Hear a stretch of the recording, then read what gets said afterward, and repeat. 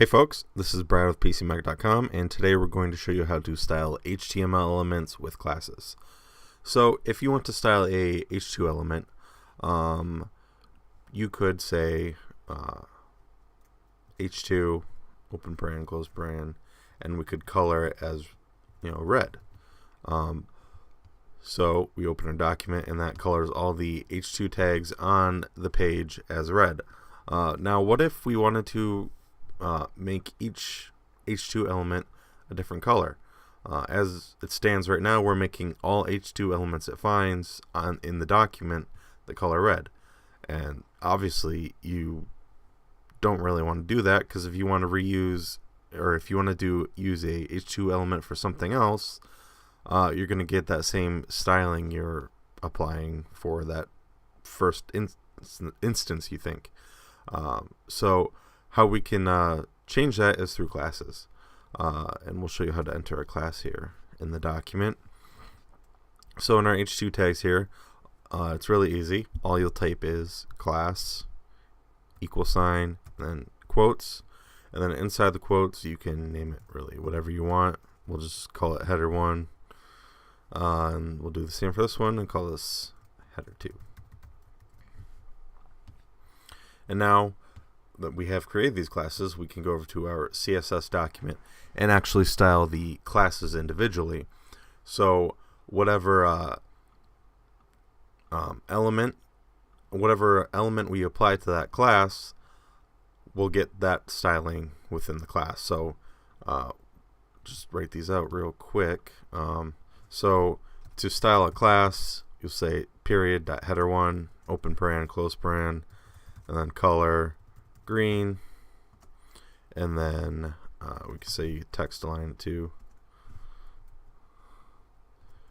And then for our second class, we'll do the same thing, except it's called header2, and since we want to select that class, we'll be calling this header2.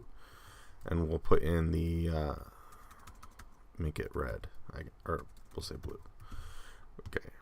So these classes, they don't have to be apply to a specific element. You can apply them to any element. So for example, these classes are applied to H2 elements, and so it will look like that. So that's how you style the same element but in different ways. But those classes can also be applied to other elements. This is just the styling. So if you want that, say if you want to create a paragraph, say some additional content, you can apply that class to, or whichever class, to that element as well. So we'll come up on the page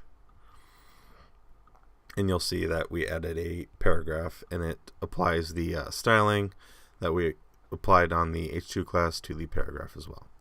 So that said, classes are not specific to a certain element.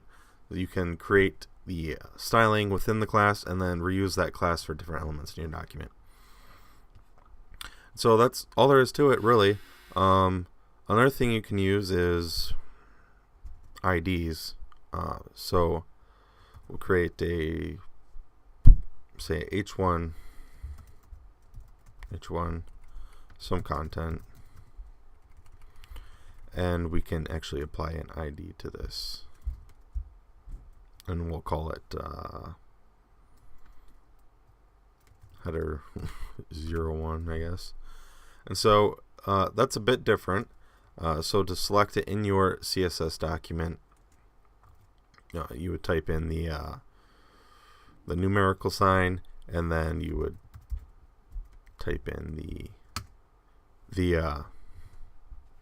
ID name there, and then you can kind of just do whatever styling you want. Yellow, text align, right. So that would show up on the page right there. So IDs they have the same principle as how classes work, except an ID you would only want to use, that's only for a basically a one-use scenario. You don't take that ID and go and use it in H2 or a paragraph element, that's considered bad practice. And really, if you want to reuse styling for different elements throughout your document, you should be using classes, whereas the ID will just be a one-use scenario. But it does work the same as a class does, essentially. And that's really all there is to it as far as styling classes and IDs go. It's very simple, very straightforward. But if you weren't able to follow along or got stuck somewhere, feel free to ask a question in the comments below. I'd be happy to help you out and explain that even further.